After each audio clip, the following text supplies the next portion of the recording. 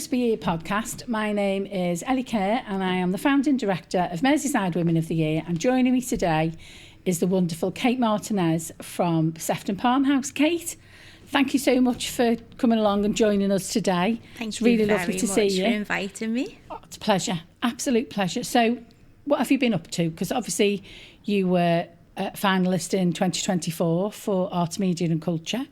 So what have you been up to? Well, just been a whirlwind since being part of Watty. So I've carried on working at the Palm House, absolutely loving it. I'm the head of visitors and communities there now. I'm really enjoying my time of making sure that as many people as possible get the opportunity to enjoy the Palm House.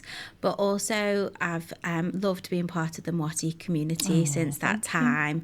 I always describe it as the gift that keeps on giving, and it really is, because it's so much more than just a day. It builds a tribe, it builds a community, and the connections just keep on going and growing and getting stronger as more time goes on, because you all find out different ways to support each other, help each other. If there's things that people need, you know, there's the you just put out there a question and the answers come back. So it really has been wonderful to be part of it, and I will be forever grateful to be a part of it. Oh no, that's lovely of you, because the WhatsApp group is nuts, isn't it? Yes, it's it really wonderful. is. But I think the lovely thing about it is, because sometimes when you look at it, there's lots of messages that are in there and you go, oh my goodness, and it melts your head. But then, you know, if there's anything you need help with or support, if you put it in that group, there's a plethora of advice and help and guidance that comes from it, isn't there? Absolutely. It's just a group of wonderful women who all have each other's back and will go out above and beyond to support each other. So you just, if there's anything that you kind of, you know, flailing about and you just think, oh, I'm not sure about this thing, someone in that group will know the answer. So it's a wonderful source of support and information. Oh, thank you. Well, you're the same. You give it back, don't you? Because I know you've got some things coming up, and you've included our Woman of the Year from 2010. Yeah, absolutely. So we've got the wonderful Catherine doing a carol concert on the 17th of December at the Palm House with her signing choir. So we saw her choir at the Watty Awards. Absolutely blown away. I mean, I don't think there was a dry eye in the house. No. Plus, she gets the entire crowd joining and getting involved. So everyone learns a tiny bit of sign as you're just taken away with the actual concert as well. So just watching her at the award ceremony, I just knew that I wanted to work with her. So got in touch, and yeah, she's going to be at the Palm House on the 17th of December. It's a free concert, 1:30 in the afternoon. So absolutely everyone is welcome to come along and enjoy. And you will be signing along with Catherine by the end of it, that is for sure. Oh, she'll definitely get you signing. She's an absolute whirlwind at it, isn't she? She's amazing. She really is. And that's just one example of what Watty brings. It connects so many people together who are all doing wonderful things. And I just think the result of it is greater than all the people individually. Like the sum of all the parts just make it even more. So, you know, there's been lots of examples where we've worked together with the women that we've met through Watty, but that's the next one coming up. See, that is lovely for me to hear. And I think that's been the lovely thing about these podcasts for me, is that I suppose I worked in isolation, because, yes, I'd keep in touch with, you know, most people. But then for people to be able to come back, even from sort of, because we've had Catherine on the podcast, for her to come back and say what it's meant and the connections that they've made, honestly, it does it, as I say, it fills up my love cup, because then you get to see sort of like the difference and the ripple effect it does make. Absolutely. And it's, you know, you're wonderful at supporting as well, Ellie. You know, everything that you can possibly go to, you do go to. I actually don't know how you go to all the things. I'm like, when do you breathe? But you can only do so much. You know, you're only one person. So what's wonderful is kind of seeing how the connections that I've made through that community are able to kind of go off and do things in, you know, isolation from you kind of joining up, and how that all grows, and then the ripple effect that continues. Yeah. But you're very good though, aren't you, Kate? Because you're a good connector. So where's that come from? Where's that come from for you? Oh gosh, I love connecting people. It's brings me so much joy when I see those connections happening.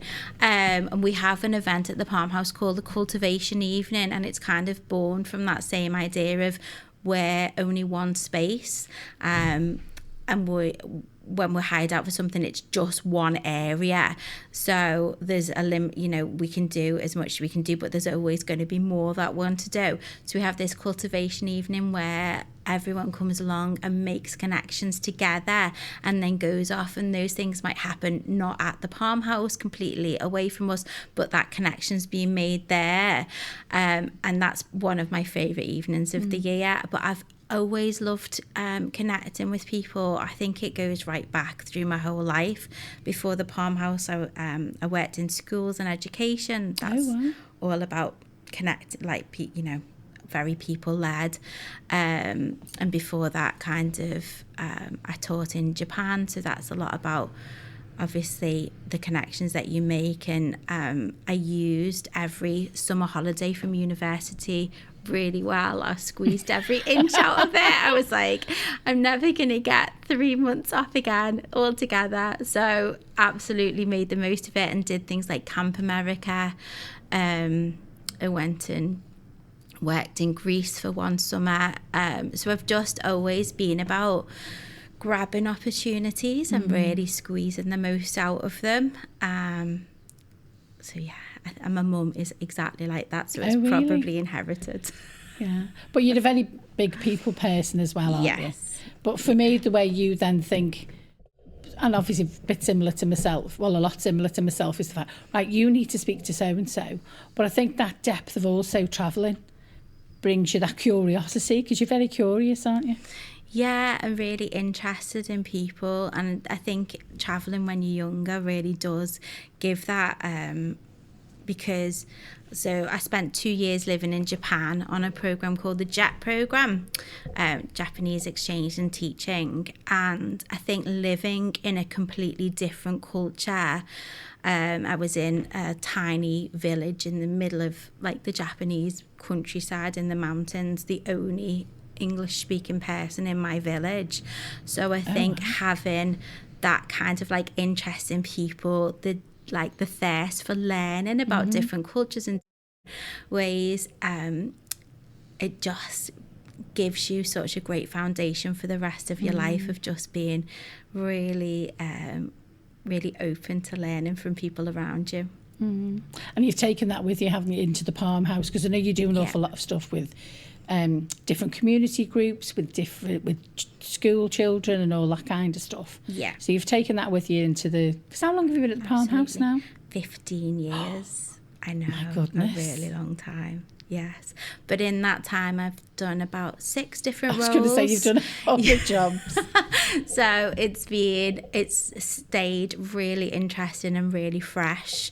And I'm always learning more and more all the time. So when you say 15 years, it sounds like a long time. But because within that time, there's been so many different areas covered. I started off part-time doing the evenings of events, of weddings, and then moved into the admin and finance side of it, and then went into the PR and marketing, and then led on the National Lottery project, and now into visitors and communities. So it's been really varied and so interesting.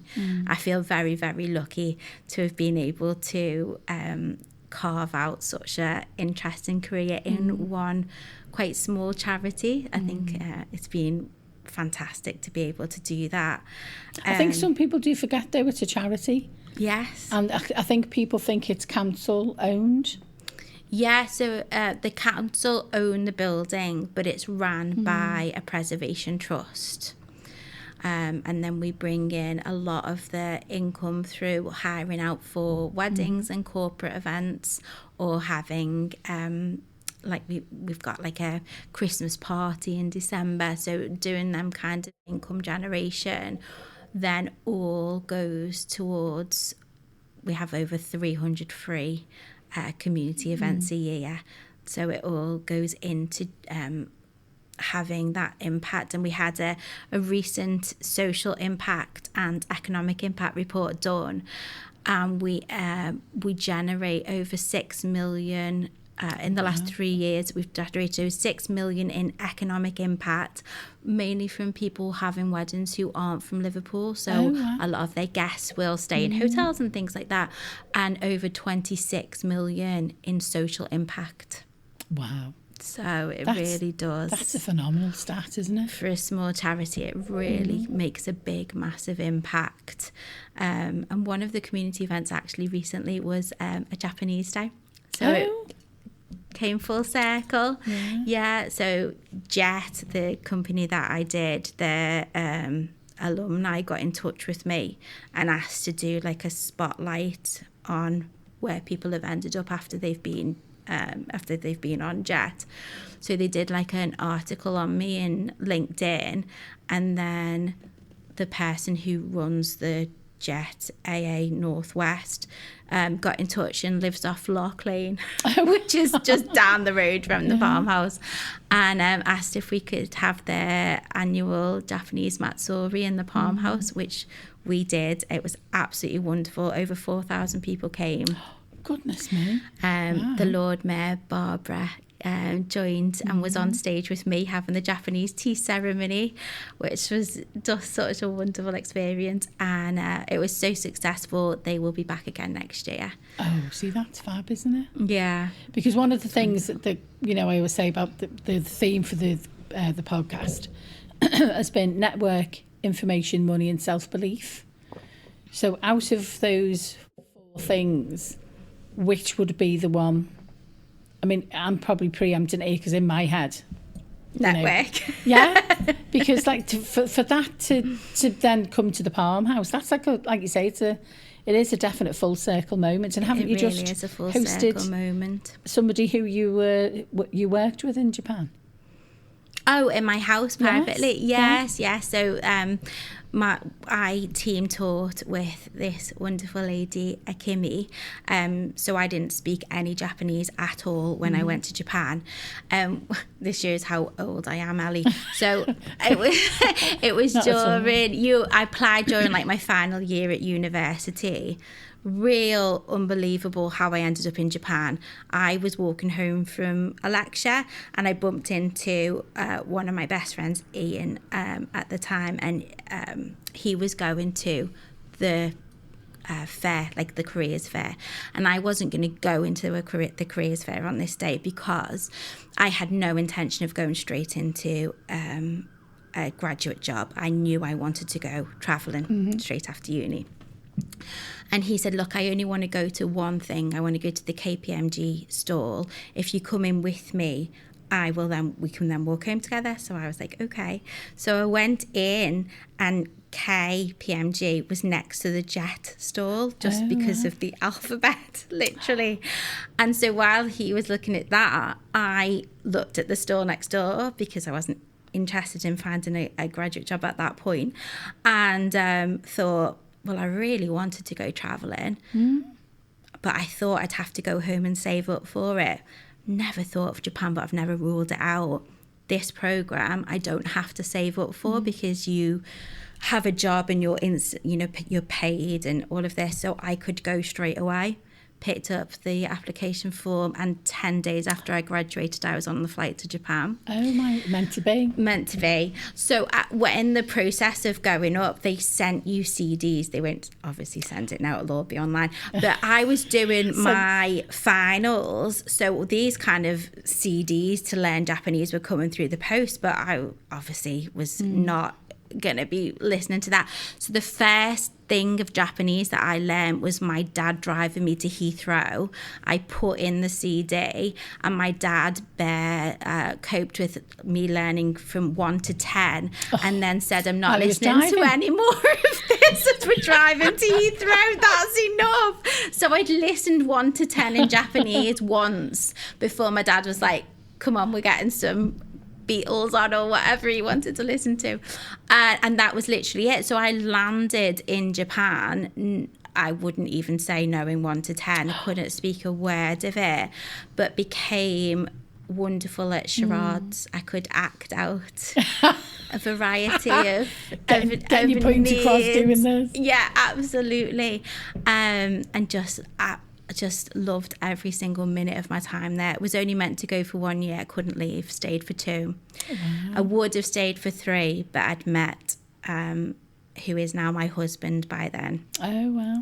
And I remember phoning him and saying, the renewal form's come and I'm really quite tempted to stay for a 3rd. And he was like, I really think that 2 years was enough and that you need to come home now. So luckily it worked out. Otherwise I wouldn't have been too happy if it had come home and it wouldn't have. No. But obviously, like we've said, because we were talking about it previously, it broadens the mind, doesn't it? Oh, and absolutely. Gives you skills that I don't really think you realise that carry you on through the whole of your life. I credit my time in Japan and other things like doing Camp America, working in the bar in Greece, all of those things, with giving me so many skills that I have used throughout the whole of my life.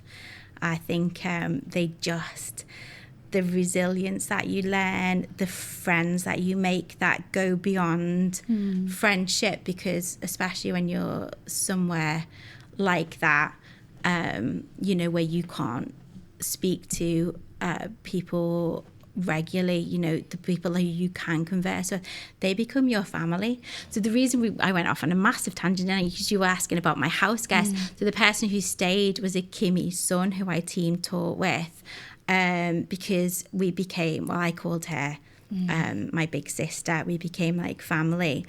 And her son grew up with an interest in learning English and specifically Liverpool, from obviously me being there as when he was young. And so he came and spent a year learning English in Liverpool, stayed with us for about a month and then stayed near Sefton Park. So he had a wonderful time and he's only just gone back. Oh, so you can absolutely guarantee that he's going to go back with a Liverpool twang, isn't he? Because I was speaking to somebody the other day from I think it was Brazil, and when he was talking to, you can definitely hear that because I don't want to say infection, sounds terrible, but it stays with people, doesn't it? Yeah, maybe. I'm trying to think about how he spoke. He spoke very beautifully. I think sometimes I was really surprised because I can't remember. But you could just hear that although they were twang. Foreign, and they had that I won't say they just had that Liverpool twang at the end. so let's hope not. But but let's hope so, because then it takes it far and wide. Our Liverpool culture, doesn't it? As well, absolutely. Works the other way. But is there anything else from network, information, money and self-belief that takes it into... I mean, I think they're all important, aren't they? All of them. But yeah, I probably do rely on the network the most. Because again, sort of like, and I'm not just saying this, but I think sort of the role that you do, the networking that you do and how you do it, because you do it very genuinely and very, not what can you get from it, it's about what you can give to somebody. That's what I've noticed, sort of like, you're always willing to, if you can, offer the Palm House and, sort of like use your own time for others, which is, what it's all about. Absolutely. I just always think if you can help someone, why wouldn't you? Mm-hmm. If you can, do it. Mm-hmm. What's the future? What are you looking at for the future? Oh gosh, what a question. The future is really bright. It's a great time to be at the Palm House. It really is. It's on fire. It's so popular. There's lots of different activities and events to get involved in. You mentioned schools before, and that's been a great new addition to what we offer at the Palm House. So we've got a new education pack, we worked with an education consultant recently, and so schools can come completely for free.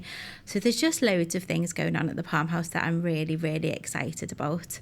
And personally, just carry on enjoying life. I don't think there's much more that you can hope for than that. No, because sometimes you seem to be very intrinsically linked with your job, don't you? Because I know you were working, because you've just done the markets, haven't you? Yeah. So you are always still in the mix, aren't you? Even at the weekends and late nights and stuff like that.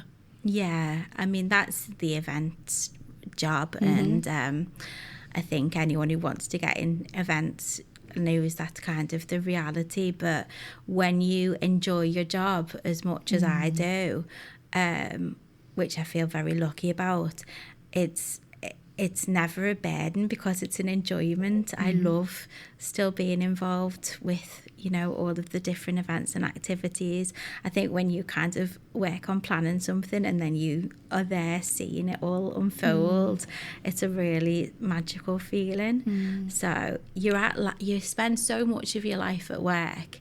It's really important, I think, to find a job and a career and people that you really genuinely love being with, because you're there too much to not be happy. Yeah, I agree. But I think because of the roles that you do, because obviously you did the Southport Flower Show. Yeah.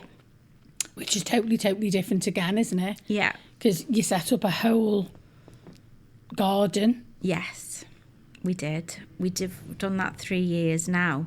And so there's a team of 3 of us.